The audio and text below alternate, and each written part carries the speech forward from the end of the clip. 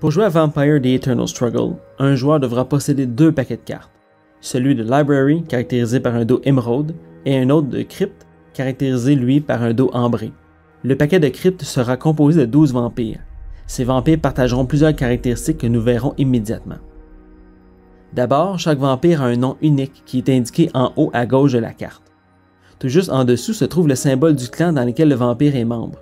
C'est une information importante puisque certaines cartes demanderont d'être jouées exclusivement par des vampires d'un certain clan. En bas à gauche se trouve la liste des icônes des différentes disciplines que le vampire maîtrise.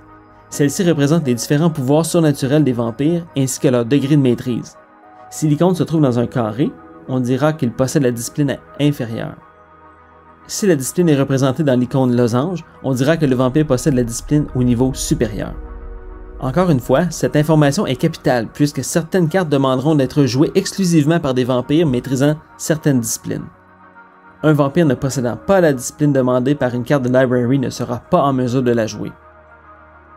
En bas à droite se trouve dans un cercle rouge la capacité du vampire.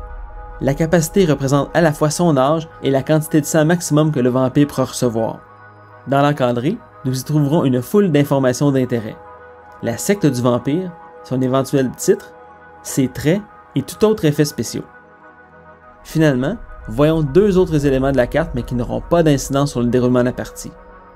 D'abord, le grouping. Le grouping sert uniquement à la phase de deck building, laquelle n'est pas une phase de jeu mais une phase de préparation avant de jouer. La règle dicte que dans un même paquet de cryptes, seuls les vampires qui ont des groupings de valeurs adjacentes peuvent se côtoyer. Ainsi, deux vampires de grouping 3 et 4 pourraient former la même crypte, mais pas deux vampires de grouping 2 et 5 par exemple. Au fil du temps, sont sorties plusieurs éditions et extensions pour augmenter les possibilités du jeu de Vampire The Eternal Struggle. C'est avec ce symbole que nous pouvons identifier de quelle version provient la carte.